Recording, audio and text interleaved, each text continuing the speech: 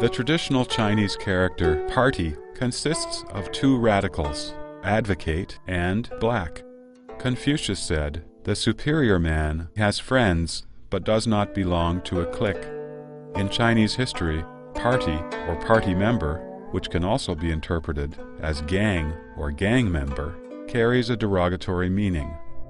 The Communist Party emerged, grew, and eventually seized power in contemporary China.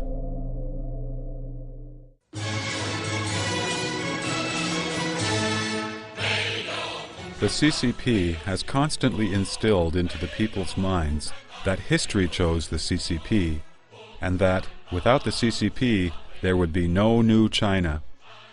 Did the Chinese people choose the Communist Party, or did the Communist Party gang up and force the Chinese people to accept it? Let us review China's history in the 20th century to seek the real answers.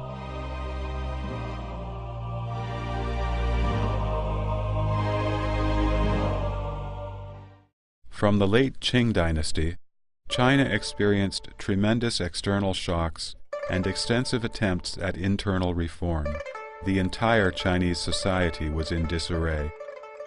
Discontented with the then reality, many people with lofty ideals wanted to save the country and its people, and looked for a solution. When the British and French styles failed, they switched to the Russian method. Like people who turn to any available doctor in times of illness, they did not hesitate to prescribe the most extreme remedy for the illness, in the hope that China would quickly become strong. Some people advocated anarchism, others proposed to overthrow the doctrines of Confucius, and still others suggested bringing in foreign culture. In 1918, the first Communist Party in the world was officially formed in Russia. In order to achieve the revolutionary goal of conquering the whole world, the Soviet Union established the Far Eastern Bureau in 1920. It then started to look for comrades in China. The idea of using violent revolution to seize political power, lifted from the theory of Marxism-Leninism, appealed to the anxious minds of the group of young people. Under such circumstances, communism, a completely foreign concept, was introduced into China. The founders of the CCP did not realize that the deity they had introduced from the Soviet Union was in reality an evil specter, and the remedy they sought for strengthening the nation was actually a deadly poison. It was not an easy task to introduce the foreign and evil specter into China, a country with a history of 5,000 years of civilization. The CCP deceived the populace and the intellectuals with the promise of the so-called communist utopia. The CCP inherited communism's denial of private ownership, imported Lenin's theory of violent revolution, and adopted the Industrial Revolution's destruction of belief. At the same time, the CCP inherited and further strengthened the worst parts of the Chinese monarchy. The Communist Party presented the fantasy of a communist paradise as the truth, and aroused people's enthusiasm to fight for it. Employing such an absolutely absurd idea, the CCP severed the connections between humanity and Earth and cut the lifeline that connects the Chinese people to their ancestors and national traditions. By summoning people to give their lives for communism, the CCP strengthened its ability to do harm. The communist movement was introduced to China as an experiment. The CCP's success in defeating other theories and eventually gaining control of the entire Chinese nation comes from its cruel, evil, and violent nature. The history of the CCP is a process of its accumulation of every kind of wickedness. In this process, the CCP has continuously perfected its 9 inherited traits: evil, deceit, incitement, fighting, robbery, unleashing the scum of society, espionage, elimination, and control. Responding to continuous crises, the CCP has consolidated and strengthened the means and extent to which these malignant characteristics have been playing out. 10月革命一声炮响，给我们送来了马克思列宁主义，走俄国人的路，这就是结论。 The CCP acknowledges that it is a religion imported from other countries. From ideology to experience, from organization to capital, everything is brought in from the Soviet Union. It carried out the imperialism of the Russian Red Army, following the Soviet Party on everything. From the beginning, the CCP was a traitorous party. In July 1921, the CCP was officially formed. As the China branch of the Comintern, the CCP began to receive funding from the Comintern, beginning in October 1921. According to statistics available from declassified party documents, during the period from 1924 to 1927, the contribution from the Comintern averaged around 20,000 yuan per month. At the Second National Congress of the CCP in July 1922, there were only 195 CCP members across all of China. The Comintern criticized the CCP for not working diligently. Based on the All-Russian Communist Party's experience, it ordered the CCP to join the KMT. The CCP made itself bigger and more powerful through the KMT and won people's hearts through participating in the National Revolution movement. With the support of the Soviet Union, the CCP wantonly seized political power within the KMT during the alliance. Among the KMT ministers, CCP member Tan Pingshan became the minister of the Central Personnel Department. Mao Zedong assumed the position of acting minister of the Propaganda Department. Zhou Enlai held the position of director of the political department of the Huangpu Military Academy. Lin Zuhan was the minister of rural affairs. Many communists served as KMT party representatives at various levels of the National Revolutionary Army. The number of the CCP members increased dramatically from 420 in 1923 to 30,000 by 1928. The CCP members who joined the KMT did not obey the KMT rules. They publicly aired their views, attacking the KMT. They breached their promises and organized and expanded an underground CCP within the KMT. In January 1925, when the CCP only had 994 members, it had already raised the question of who would have leadership in China. Had Sun Yat-sen not died, he, instead of Chiang Kai-shek, would have been the target of the CCP in its quest for power. Human nature universally repels violence. Violence makes people insane, ruthless, and tyrannical. Marxist-Leninist violent revolution and dictatorship of the proletariat promote power politics and proletarian domination. Proletarians use violent struggles to seize political power. The Communist Manifesto clearly declared that their ends could be attained only by the forcible overthrow of all existing social conditions. That is, to use violent revolution to destroy the old state apparatus and to establish a dictatorship of the proletariat. This is the root of evil in Marxism and Leninism. Evil is the main character trait that the Marxist-Leninist spectre passed on to the CCP. It is the root of all evils.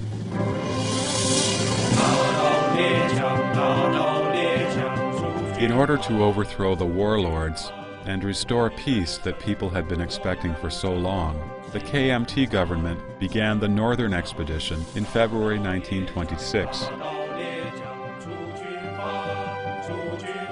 Ignoring the people's wishes and interests, the CCP used all kinds of schemes and intrigues to sabotage the Northern Expedition in order to seize political power. From October 1926 to March 1927, the CCP launched 3 armed rebellions in Shanghai. During the Northern Expedition, they distributed flyers everywhere, put up banners, and organized workers to strike. Picket squads of workers, organized by the CCP, engaged in violent conflicts with the police almost daily. The KMT government had to assign the army to assist maintaining social order. The KMT became impatient with the CCP's blatant provocation and decided to thoroughly purge its members. On April 12, 1927, the National Revolutionary Army disarmed the workers' picket squads in Shanghai and took over the Shanghai General Labor Union, which was the CCP's rebellion headquarters in Shanghai. At that point, the first CCP-KMT alliance was declared a failure and ended in blood and slaughter. However, the CCP twisted the facts and accused Chiang Kai-shek of betraying the revolution. When the National Revolutionary Army was at war with the warlords, the CCP was advocating peasants to rebel and to confiscate land from its owners in the rural areas. Between April and May in 1927, under the banner of "The Peasant Association has supreme authority," the entire area of Hunan province was shrouded in red terror, with violent mobs instigating rebellions all over. CCP leader Li Lisan's father was killed by the Peasant Association. National Revolutionary Army Corps Commander He Zhan's father was paraded around and publicly criticized until his death. The family members of middle and lower class officers and soldiers from the Northern Expedition Army were also killed. The horrible sight of it was very similar to that of the Cultural Revolution, when countless other people were tormented. This is the well-known Hunan peasant movement. The deeply rooted patriarchal clan system in the Chinese countryside served as a fundamental barrier to the Communist Party's establishment of political power. The rural society initially had a harmonious relationship between the landowners and tenants. Landowners lent land to peasants so that they could make a living, and in return, the peasants paid rent to support the landowners. This somewhat mutually dependent relationship was twisted by the CCP into extreme class antagonism and class exploitation. The CCP took advantage of the rebellion of social scum and hoodlums in the rural areas to establish the CCP's new social order for the revolution. These scum of society were praised by Mao Zedong as the bravest and firmest in the revolution in the rural areas. Unleashing the scum of society and robbery became the second and third inherited traits of the CCP. Taking advantage of the rebellions of hoodlums can be said to be the CCP's tradition. In 1871, a group of lumpen proletarians rebelled and occupied Paris and formed the Paris Commune. They are the ancestors of the CCP. During the rebellion of the Paris Commune, they cruelly killed the Archbishop of Paris and clergymen. They set fire to palaces, destroyed buildings, and censored the press. From then on, they regarded seizing political power as the most direct and convenient means for reaping without laboring. During the Cultural Revolution, in a debate over the term lumpen proletarians, the CCP felt that the word lumpen did not sound very good, so the CCP simply replaced the term with proletarians. Robbing can help the proletariat become men of property. Forming an army to establish its rule through military force requires arms, food, and money. Yet the best way to raise funds is to rob. The Red Army kidnapped the rich in counties of western Hubei province and held their families ransom for continued monetary support until the families were drained of their resources. Only then were the hostages sent home, many at their last gasp. Is there any difference between these actions and those of bandits? In his investigative report on the peasant movement in Hunan, Mao Zedong said the following: "It is necessary to create terror for a while in every rural area. Otherwise, it would be impossible to suppress the activities of the counter-revolutionaries in the countryside." Many of their deeds in the period of revolutionary action were in fact the very things the revolution required. Revolution, a word that has been given a positive implication by the CCP, has always been regarded as a synonym for the most advanced and the most just. For several decades, under the name of revolution, the CCP has conducted countless of the most evil and despicable deeds. In August 1927, the CCP within the KMT Revolutionary Army initiated the Nanchang Rebellion, which was quickly suppressed. In September, the CCP launched the Autumn Harvest Uprising, and it was suppressed as well. The CCP began to implement a network of control by establishing party organizations at even the smallest grassroots level in the countryside. In October 1930, after exterminating the remaining warlords, the National Revolutionary Army began to encircle and annihilate the CCP's Soviet areas, which lasted 4 years. From October 1933 to January 1934, the CCP suffered a total defeat in its fifth sally. The CCP lost its rural strongholds one after another. With its base areas continually shrinking, the main Red Army had to flee. This was the true origin of the 7,500-mile-long Long March. The CCP trumpeted the Long March as a Chinese revolutionary fairy tale, but it is actually the most dishonorable phase of the CCP history. The so-called anti-Japanese northbound operation was a complete and obvious lie. Pretending to be righteous, the CCP could only rely on lies. Deceit is the fourth evil inherited trait of the CCP. At that time, the Japanese army was mainly in the plains of north and northeastern China. Yet the CCP traveled to the plateau region of Shanbei, which was poles apart from where the Japanese actually were. In fact, the actual route of the Long March was toward the south and west. The CCP Central Red Army first fled south to western Hunan Province, attempting to unite with the No. 2 and No. 6 Red Army and to establish its rule through military force. Met with defeat, the Red Army then fled to northwest Sichuan to unite with Zhang Guotao. By the time they finally arrived in northern Shanxi Province, the main force of the Central Red Army had decreased from 80,000 people to 6,000. During the Sino-Japanese War, the CCP cried out to resist the Japanese.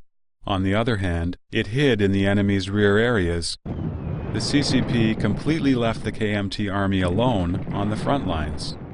During the Sino-Japanese War, the KMT lost over 200 marshals, while the commanding officers of the CCP side bore nearly no losses. During the entire Sino-Japanese War, the only major battles the CCP fought were the Pingxing Pass Battle and the 100 Regiment Battle.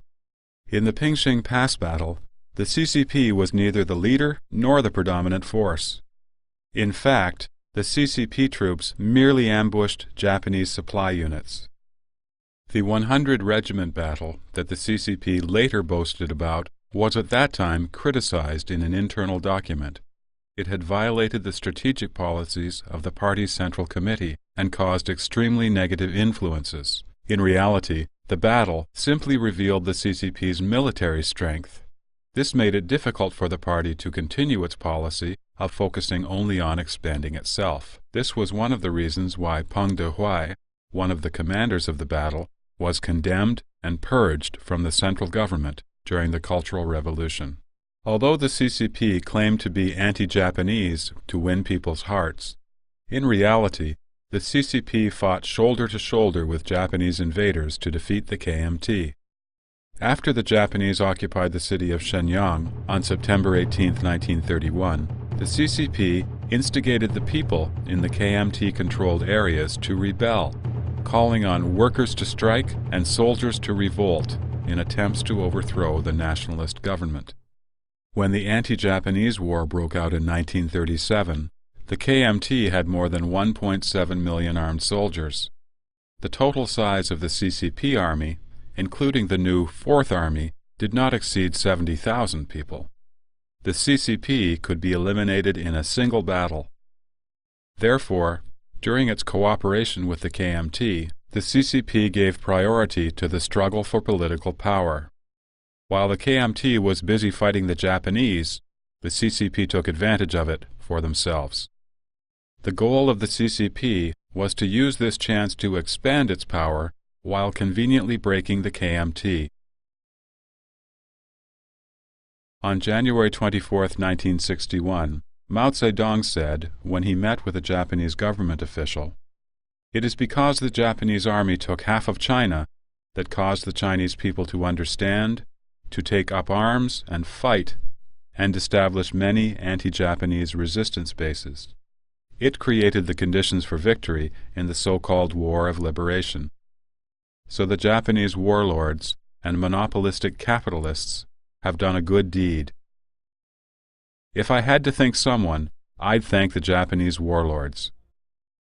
No wonder the historians of the CCP say the 8-year anti-Japanese war established the fundamentals for the victory of the Liberation War. Espionage is the fifth inherited trait of the CCP. Infiltration, sowing dissent, and disintegration and replacement are the unique methods it used to incite rebellion and seize power. The Xi'an incident is a typical example. In December 1936, Zhang Shiliang and Yang Hucheng, two KMT generals, kidnapped Chiang Kai-shek, the leader of the KMT, in Xi'an. The Xi'an incident helped the CCP escape from the crisis of its own elimination, and also gave the CCP the opportunity to latch onto the KMT government for a second time. According to CCP textbooks, the Xi'an incident was a military coup initiated by Zhang and Yang, forcing Chiang Kai-shek to fight against the Japanese. As a matter of fact, this coup was directly instigated by the CCP.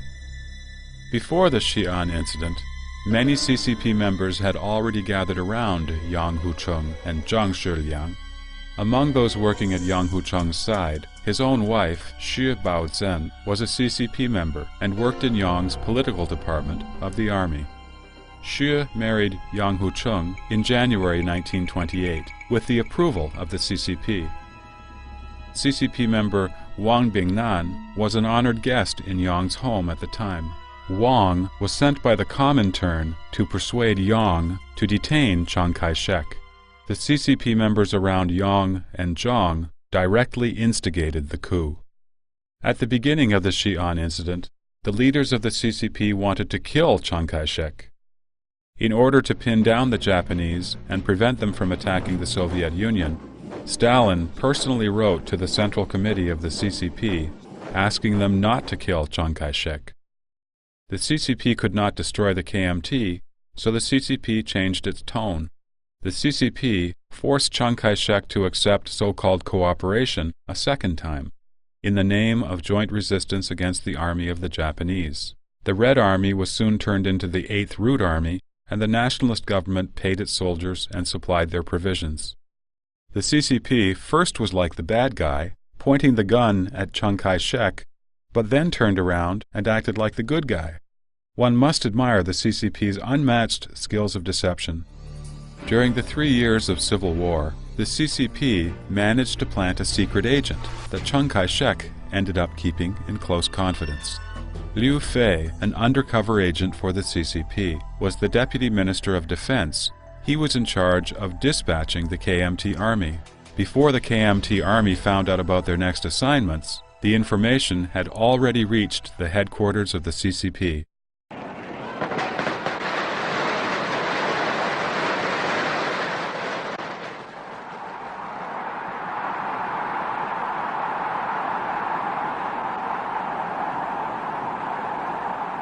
After the anti-Japanese war was over, with the strength it had accumulated during the 8-year war, the CCP then enjoyed the fruits of the labor of the KMT. The CCP selfishly launched the so-called War of Liberation to overthrow the KMT government, bringing the disaster of war to the people of China once again after they had just finished 8 years of war. In 1947 and 1948, the CCP signed the Harbin Agreement and the Moscow Agreement with the Soviet Union. The CCP surrendered national rights and interests and gave away resources from the Northeast in exchange for the Soviet Union's full support in foreign relations and military affairs. According to these agreements, the the CCP promised the Soviet Union special transportation privileges in China's northeast, provided the Soviet Union with products from the northeast, such as cotton and soybeans, and military supplies in exchange for advanced weapons. The CCP granted them preferential mining rights in China, allowed them to station armies in the northeast and Xinjiang, and permitted them to set up the Far East Intelligence Bureau in China. If war broke out in Europe, the CCP would send an expeditionary army of 100,000 plus 2 million laborers to support the Soviet Union. In addition, the CCP promised to merge some special regions in Liaoning province into North Korea if necessary. The resources and capital the CCP used in the Civil War were accumulated by not putting up resistance against the Japanese, as well as by selling out China's national rights and interests. Its coming to power was also at the expense of countless civilian lives.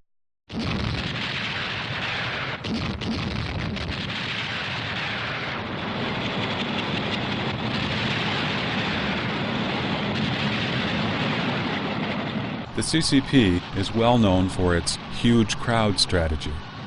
They sent thousands of unarmed civilians to the front lines, forcing the KMT to either murder them or give up.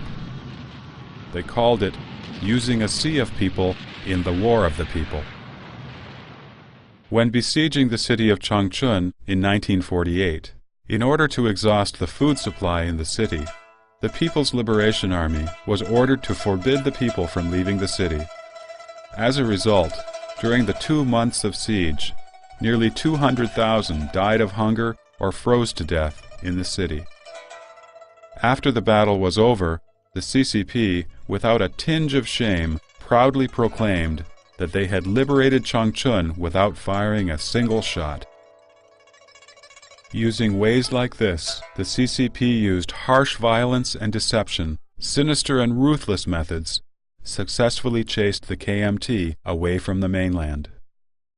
The Communist Manifesto relates the Communist Party's historical and philosophical basis to class conflict and struggle. The proletariat broke free from traditional morals and social relations for the sake of seizing power. Communist philosophy promotes fighting. Struggle relies on hatred. Where hatred does not exist, it can be incited and created. Incitement and fighting are the 6th and 7th inherited traits of the CCP.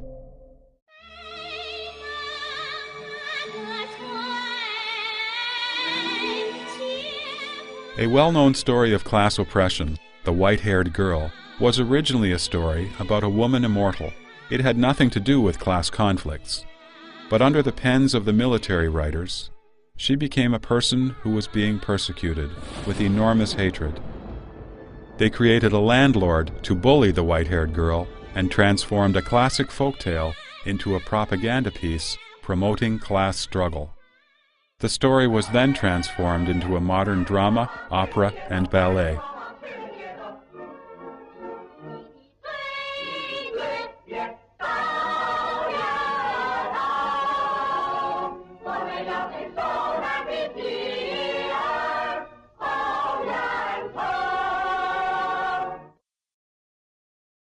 Inciting the masses to struggle against each other is a classic trick of the CCP. That is where the formula for class division comes from, making 95% of the population struggle against the remaining 5%. The CCP has made full use of and developed this technique in many of its political movements. People classified into the 95% were safe, but those within the 5% were enemies and were struggled against. Out of fear and to protect themselves, most people strived to be included in the 95%. This resulted, though, in many cases in which people brought harm to others, even adding insult to injury. Fighting, to the CCP, is more than the armed forces and armed struggle. Mao Zedong said, "A revolution is not a dinner party, or writing an essay, or painting a picture, or doing embroidery. A revolution is an insurrection, an act of violence by which one class overthrows another." We need to struggle to seize power, and we also need struggle during periods of peace. In 1941, the CCP began the so-called rectification movement in Yan'an. It created a model for persecution that is most fearsome. The first step of the rectification was to set up individual personnel archives.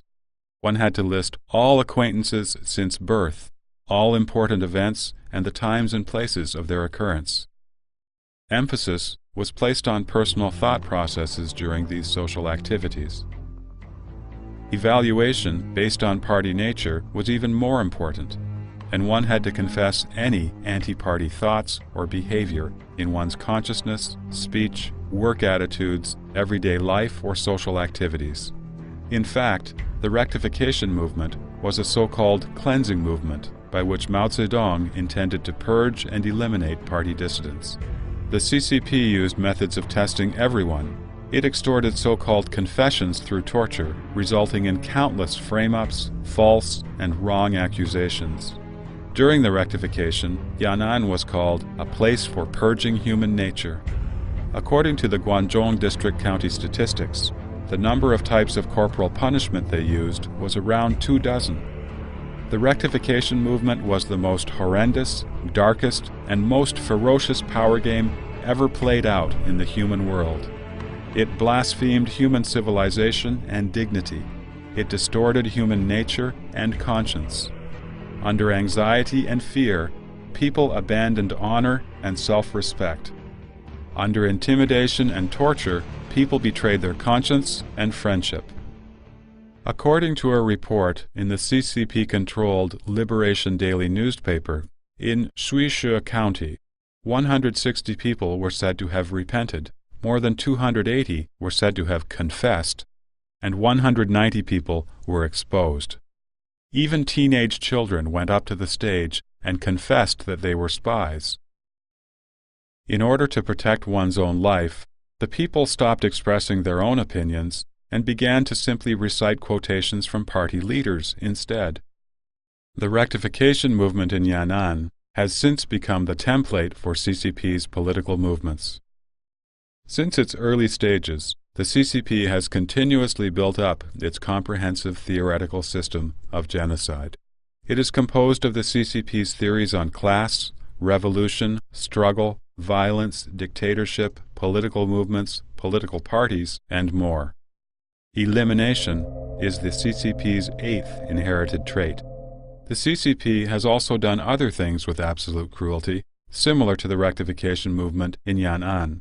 It deprived landlords and capitalists of their property, exterminated the landlord and rich peasant classes, destroyed rank and order in the countryside, kidnapped and extorted the wealthier people, brainwashed war prisoners, and even claimed to reform industrialists and capitalists.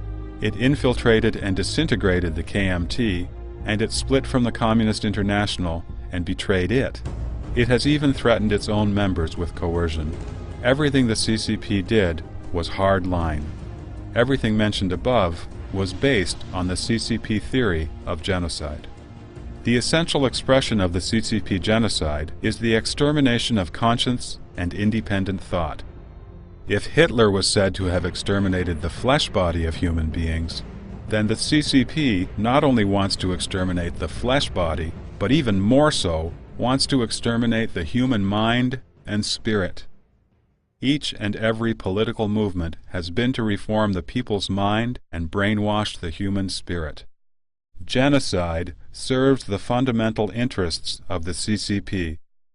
Under this reign of terror, the CCP will not only eliminate you if you are against it, but it may also destroy you even if you are for it. It will eliminate whomever it deems should be eliminated. Consequently, everyone lives in the shadow of terror, and everyone fears the CCP. All of the CCP's inherited traits and means aim to achieve one single goal: control. To control is the CCP's 9th inherited trait.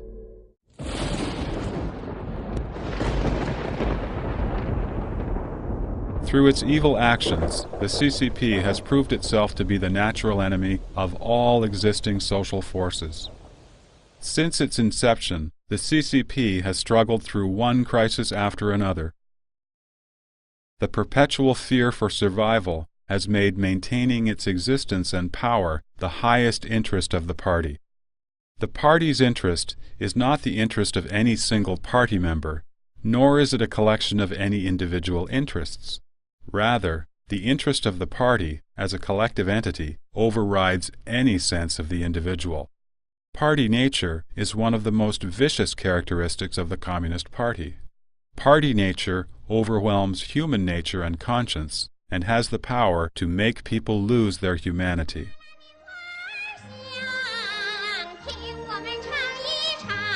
The beautiful melody of this folk song from northern Shanxi province is a familiar tune to people's ears, yet the scent rising from this flower basket is not that of any grain or cotton flowers, but rather of the opium poppy.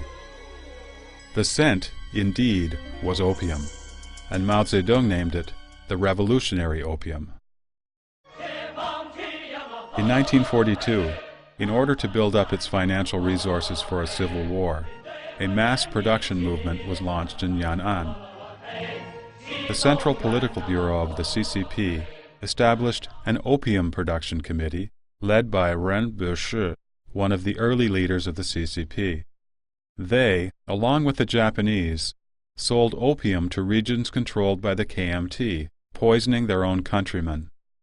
In the Vladimirov Diaries, Peter Vladimirov, a representative of the Comintern and a reporter from the TASS news agency, based in Yan'an, recorded a statement made by Dong Fa, a member of the Central Political Bureau of the CCP. He said, "In the past, we sent out one truckload of food after another, and we came back with only a small bag of money. Now, we send out small bags of opium to KMT territories, and we actually bring back big bags of money, one after another. We can use the money to buy guns, cannons, and bullets to fight the KMT." At the 100th anniversary of the birth of Ren, the director of the Opium Production Committee, his party nature was highly praised by the CCP, claiming him to possess superior character, a firm belief in communism, and unlimited loyalty to the cause of the party. He was a model party member. Upon gaining power, the CCP expanded its party nature even further. It successfully launched a campaign of mind control to mold new party tools and screws, such as Lei Feng. These protocols demanded the Chinese people to willingly comply, obey, and cooperate for the benefit of the party. Under CCP rule, everything is done for the interest of the party. Nothing is done for the people, because the party interest overrules everything. When it comes to the party's interest, there is no right from wrong, no good from evil, no justice. The CCP uses party nature to control the entire party and subsequently the rest of society. Clothed in the name of the nation, party nature has been forced upon the people as a set of proper thoughts, a range of stereotypical behaviors, and a regulatory system. From the party leader to the ordinary people, not one person was left out. After several decades of brainwashing, the party nature way of thinking has become inherent in the Chinese people. They became self-restrained, self-compliant, and self-disciplined. The CCP is as hard as steel. It has discipline as solid as iron and has unified intentions. All party members are made of special materials, and the actions of all Chinese people must be in unity. The CCP has a life of its own, with its own independent body.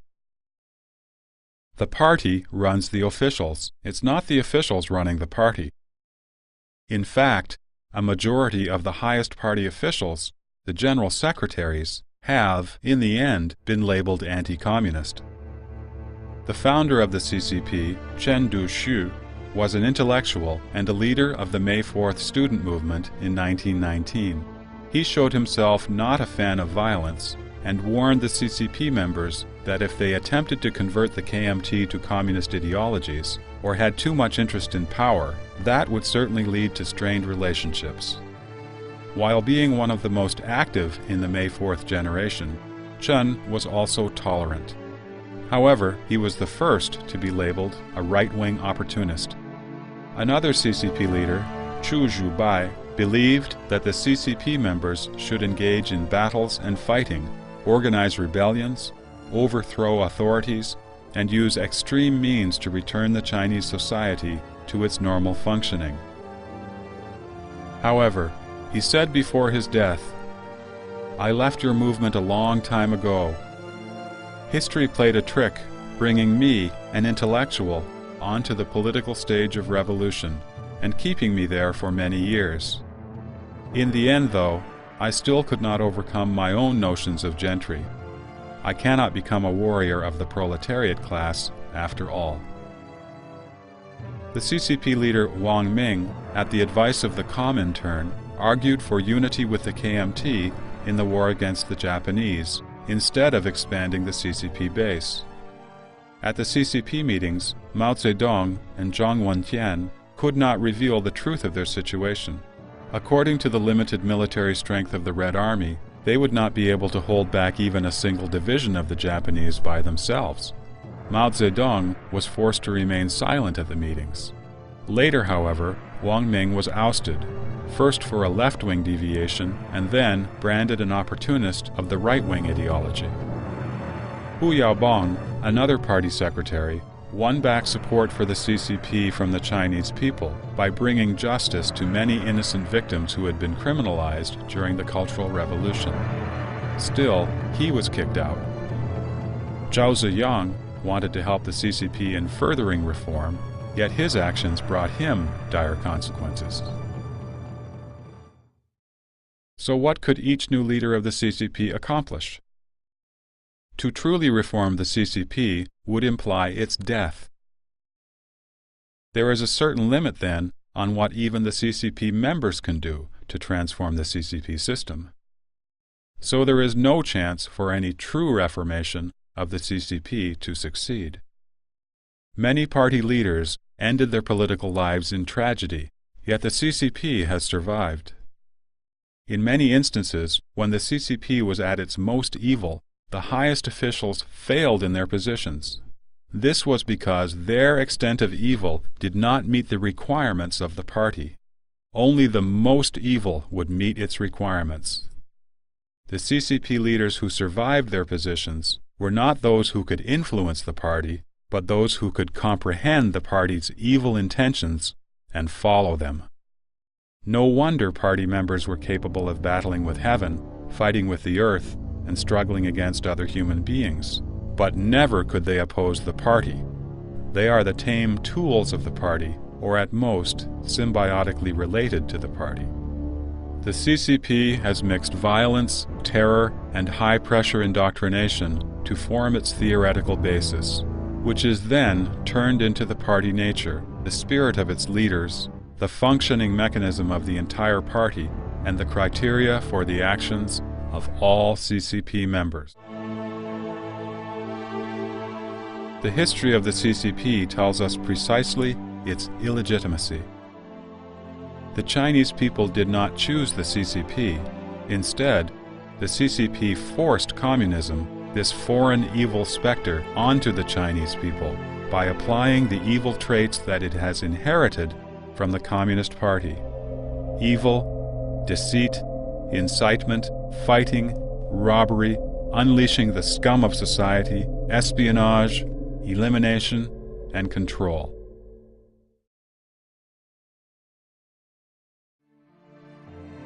When the Communist Party needed workers, it named them the leading class and pioneers of the proletarian revolution. But in the end, the workers became the ones who absolutely own nothing. When the Communist Party needed farmers, it praised them, saying, "Without the poor farmers there would be no revolution." It promised land to the tiller.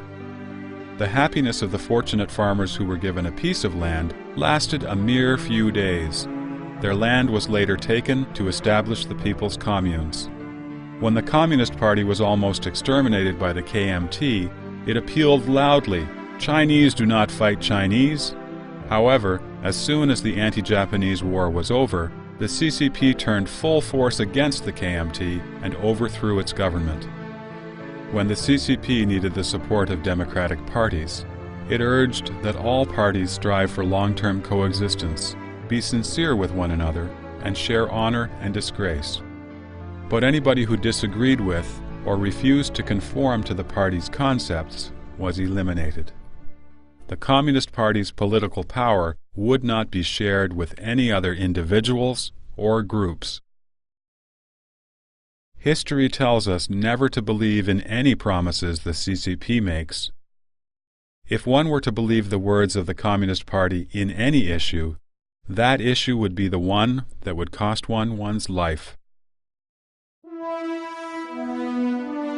Without deceit and violence, the CCP would not be in power.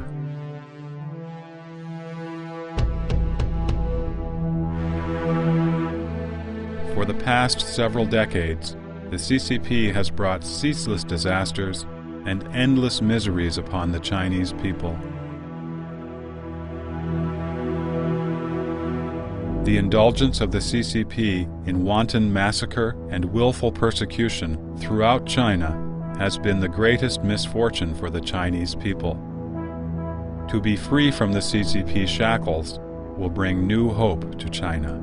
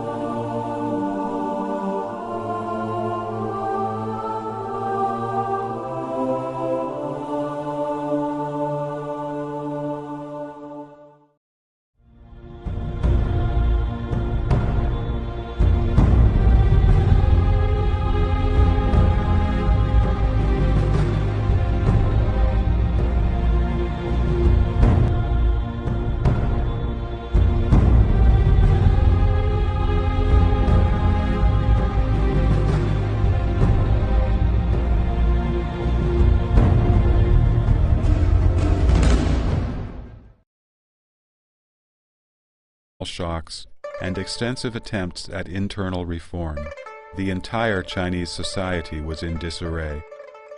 Discontented with the then reality, many people with lofty ideals wanted to save the country and its people, and looked for a solution. When the British and French styles failed, they switched to the Russian method. Like people who turn to any available doctor in times of illness, they did not hesitate to prescribe the most extreme remedy for the illness, in the hope that China would quickly become strong.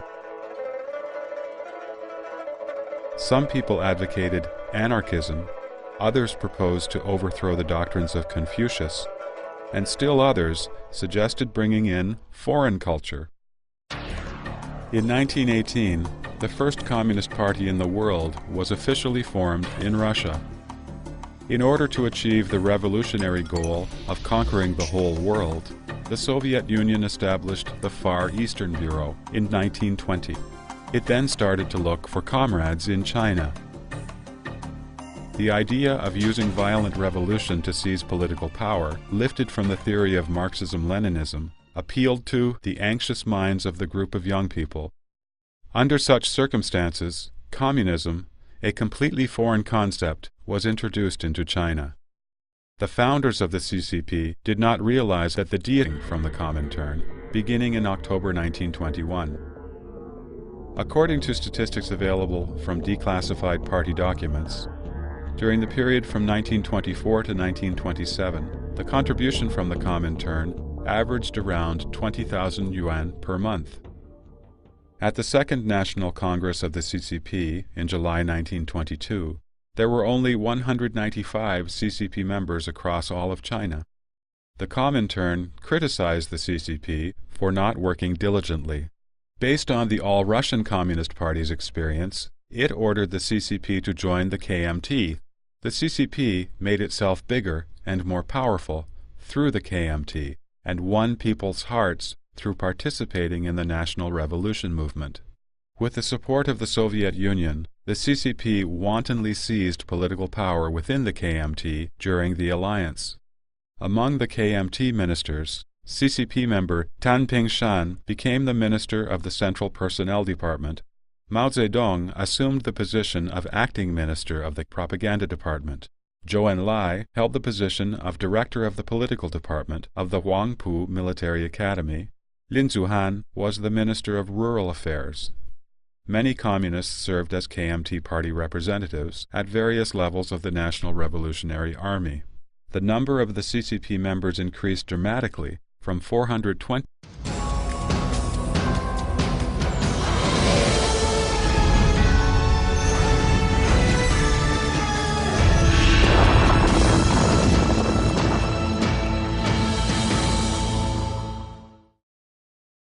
The traditional Chinese character party consists of two radicals, advocate and black.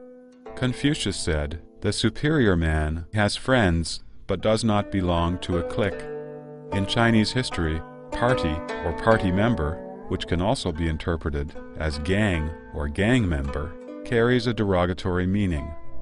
The Communist Party emerged, grew, and eventually seized power in contemporary China.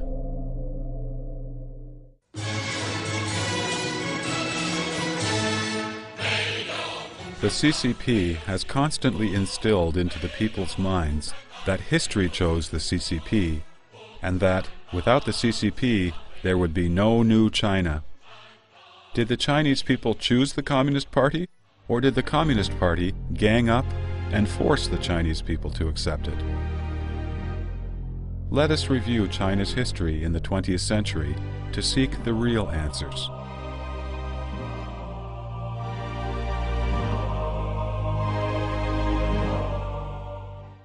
From the late Qing dynasty, China experienced tremendous externality. They had introduced from the Soviet Union was in reality an evil specter, and the remedy they sought for strengthening the nation was actually a deadly poison. It was not an easy task to introduce the foreign and evil specter into China, a country with a history of 5,000 years of civilization. The CCP deceived the populace and the intellectuals with the promise of the so-called communist utopia.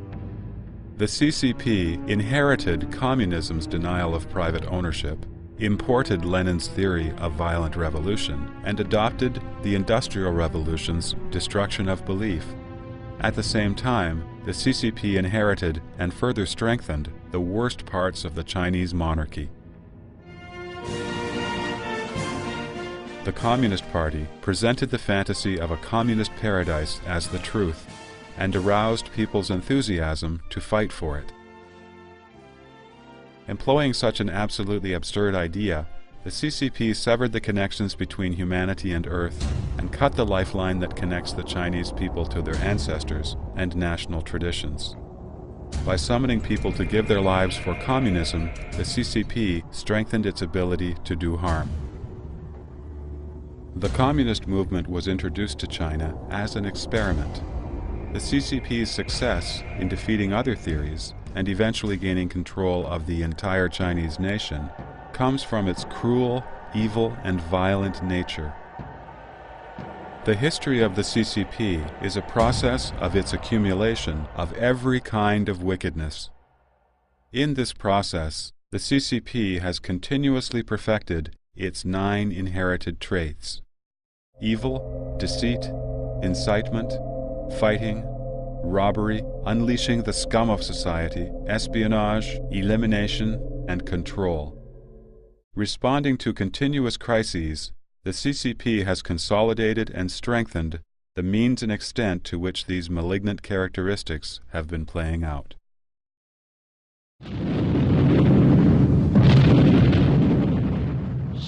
革命一声炮响，给我们送来了马克思列宁主义。